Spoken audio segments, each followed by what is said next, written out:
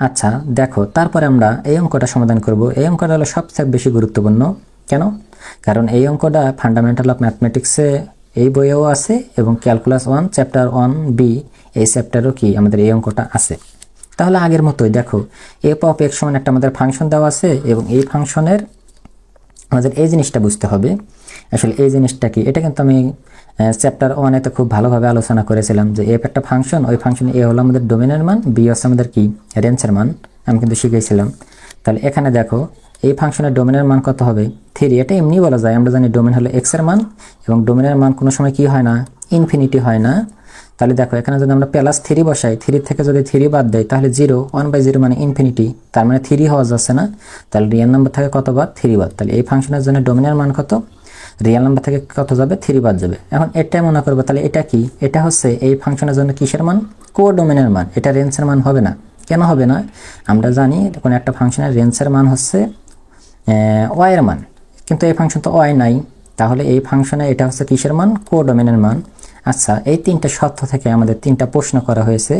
কি প্রশ্ন করা হয়েছে? যে আমাদের এফ এক ফাংশন বের করতে বলেছে। এফ সার্বিক, দেখো এর তিনটা নাম আছে, সার্বিক, সর্বগ্রাহী এবং কি অনটু ফাংশন একই। এবং এটা নির্ণয় করার পর আমাদের আরেকটা প্রশ্ন করেছে, এফ এর কি নির্ণয় করো, বিপরীত ফর্মুলা, মানে এফ ইনভার্স, মানে এটাতে বিপরীত বোঝায়, বিপরীত ফাংশন, বিপরীতের কি নির্ণয় করো, ফর্মুলা নির্ণয় করো। মনে রাখবা, যদি কোনো একটা ফাংশন সার্বিক হয় তবেই বিপরীত ফাংশন নির্ণয় করা যায়, আর যদি সার্বিক না হয় তাহলে বিপরীত ফাংশন তো নির্ণয় করা যাবে না। আচ্ছা, তাহলে আমরা একটা একটা করে শুরু করি। দেখো আমরা প্রথমে কি নির্ণয় করব, এফ এক ফাংশন। তাহলে সমাধান, প্রথমে কি কি দেওয়া আছে আগে তুলে নিবা। এখানে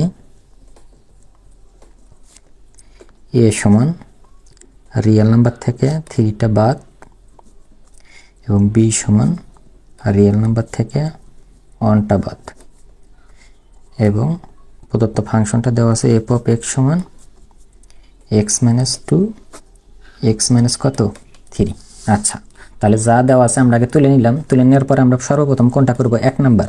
তাহলে কি এফ এক। তোমাদের এক ফাংশনের সত্যটা কি মনে আছে? আমরা কিন্তু জানি এক ফাংশন সত্য কেমন ছিল।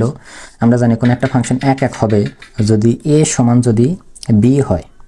আমরা যদি এই সত্যটা মেনে চলে তাহলে ওই ফাংশনটা কি হবে, আমাদের এক ফাংশন হবে।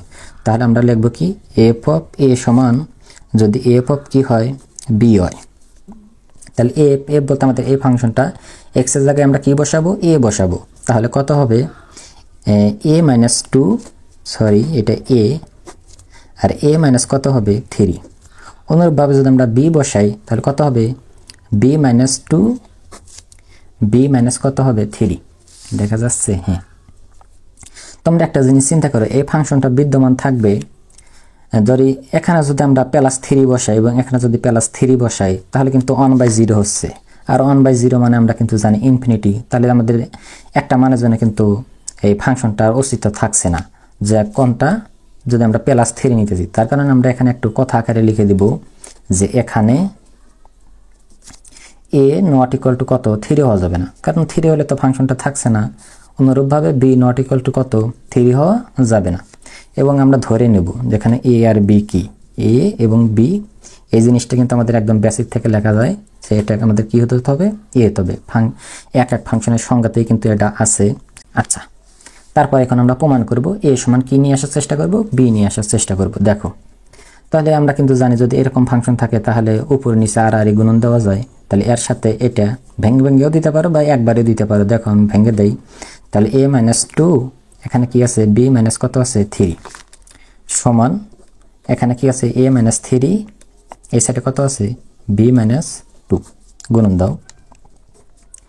তাহলে a দিয়ে যদি b গুণন দিই তাহলে কত হয় ab, a দিয়ে যদি 3 গুণন দিই তাহলে 3a, অনুরূপভাবে 2b মাইনাস মাইনাসে প্লাস 3 দিয়ে গুণ কত হয় 6, অনুরূপভাবে এখানে গুণন দাও ab 2a minus 3b minus মাইনাসে প্লাস 3 দিয়ে গুণ কত হয় 6।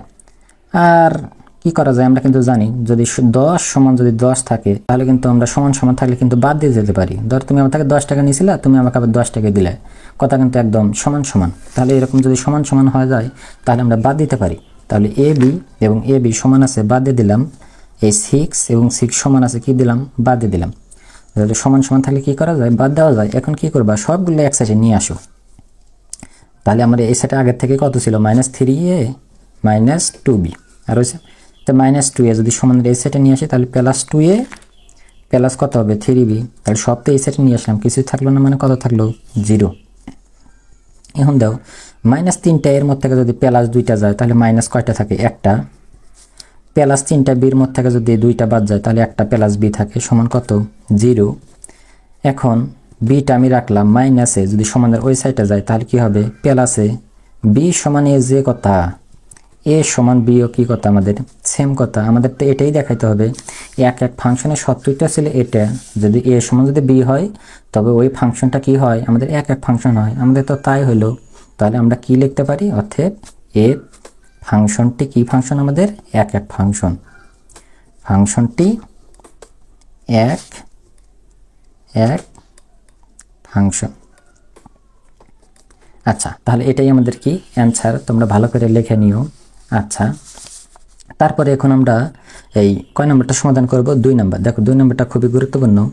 এফ একটি সার্বিক বা সর্বগ্রাহী বা কি অন্টো ফাংশন। এটা 2টা নিয়মে প্রমাণ করা যায়। কিভাবে প্রমাণ করা যায় আমি তোমাদের দেখাচ্ছি।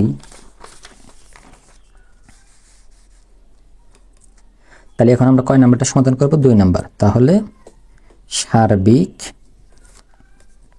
আমি 3টাই লিখতেছি, তোমাদের পরীক্ষা যেটা থাকবে তোমরা ওইটাই লিখবা, বহুগ্রাহী বা অন্টু।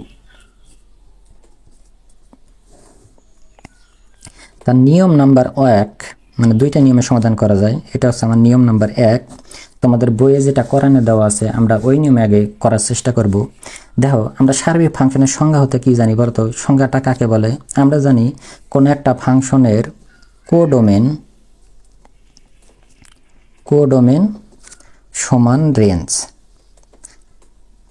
যে ফাংশনে কোডোমেন এবং রেঞ্জের মান সমান তাকে কি বলা হয়, সার্বিক ফাংশন বা অন্টো ফাংশন কি হয় বলা হয়। তাহলে এই ফাংশনের জন্য তো আমাদের কোডোমেনের মানটা দেওয়াই আছে। তোমাদের আমি প্রথমে বললাম এই ফাংশনের কোডোমেনের মান হচ্ছে কোনটা, এই যে এটা হচ্ছে আমাদের কিসের মান, কোডোমেনের মান। তাহলে আমি এখানে লিখি কোডোমেন, আর কোডোমেনে প্রকাশ করে COD, এই যে এখানে এফ দিয়ে কোডোমেন প্রকাশ করে।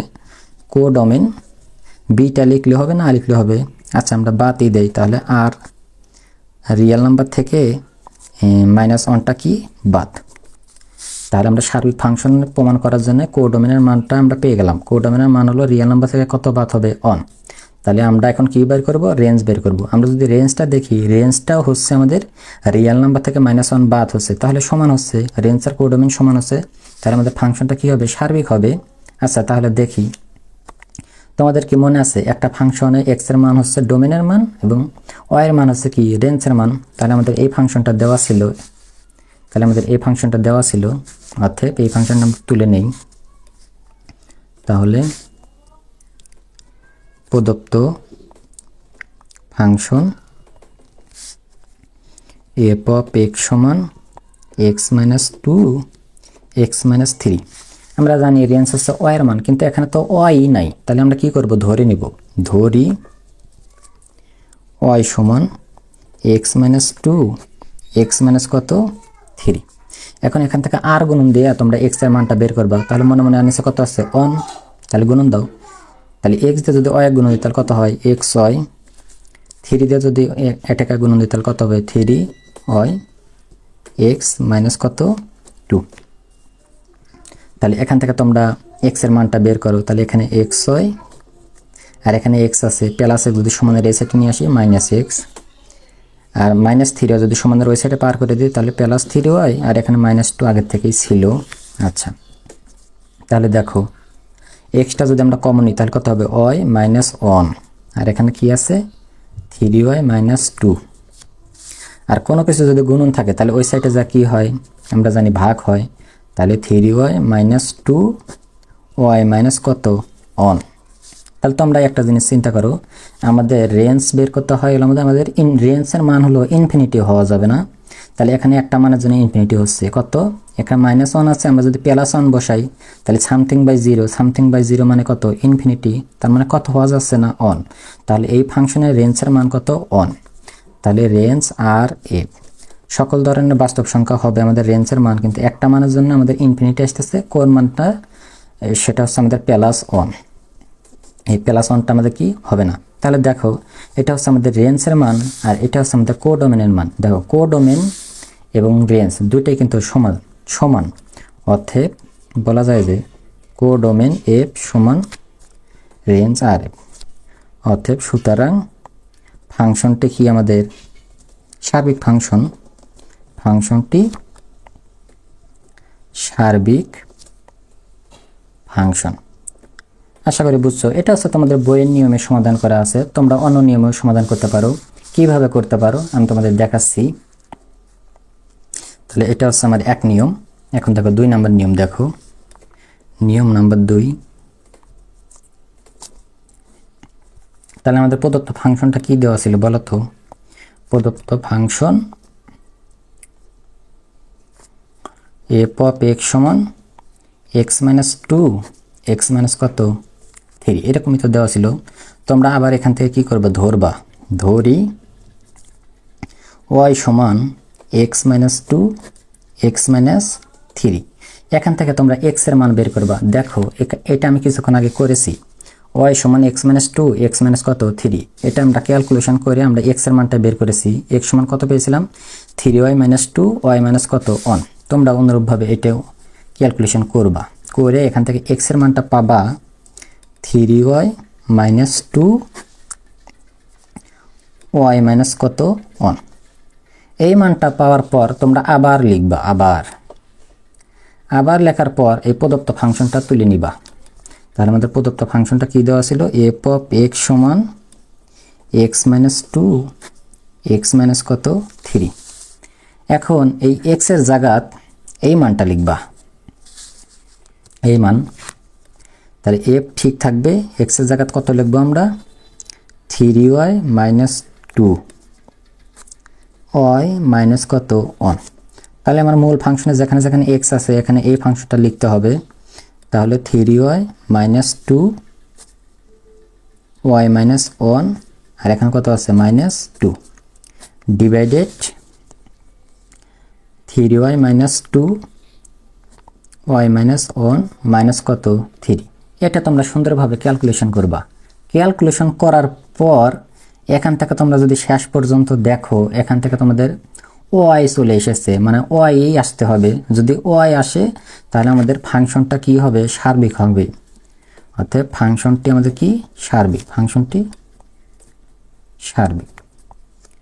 আর যদি y না আসে, যদি অন্য কিছু আসে, তাহলে আমাদের ফাংশনটা কি হবে না? সার্বিক হবে না। তাহলে তাই হলো 2টা নিয়ম। তোমরা যে নিয়মে সমাধান করতে পারো ওই নিয়মই করবা। আশা করি বুঝছো। এখন আমরা 3 নাম্বারটা সমাধান করব। তাহলে আমাদের 3 নাম্বারটা কি বলছিল দেখো তো? বিপরীত ফাংশন নির্ণয় করো। তাহলে বিপরীত ফাংশন নির্ণয় করার জন্য আমাদের সর্বপ্রথম শর্ত ছিল ফাংশনটা আমাদের সার্বিক হতে হবে। আমাদের কি সার্বিক হইল? হ্যাঁ, আমাদের দেখলাম সার্বিক হইল। তাহলে বিপরীত ফাংশনটা কি করা যাবে? নির্ণয় করা যাবে। দেখো আমি তোমাদের দেখাচ্ছি।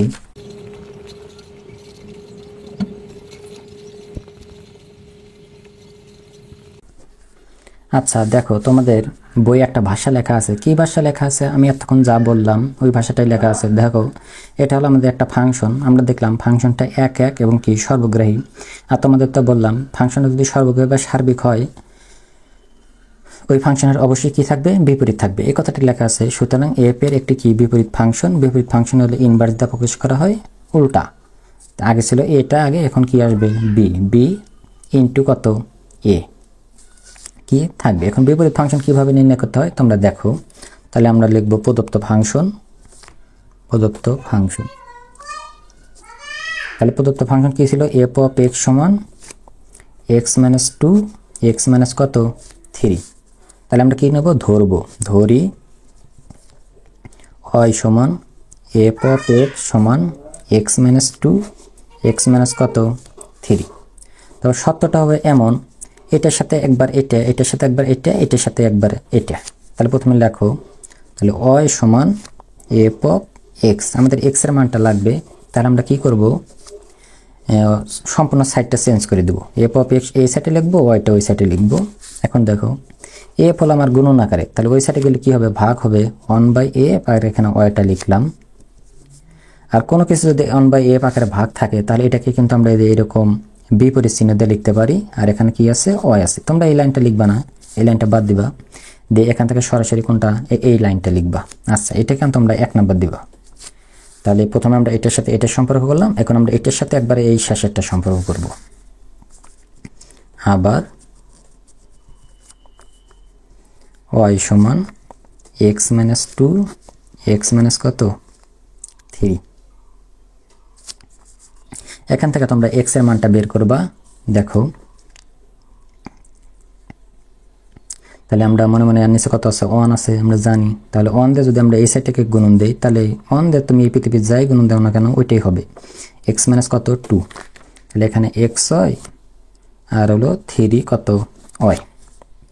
তাহলে আমাদের x এর মান লাগবে x - x হয়, যদি সমান প্লাস x হয়, যদি সমানের এই সাইডে নিয়ে আসি তাহলে -x হয়। আর এই সাইডে আসলে -3y -2, যদি সমানের ওই সাইডে যায় তাহলে কত হবে, +2।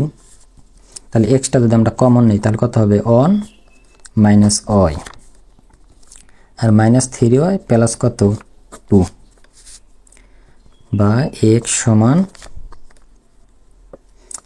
-3y plus 2।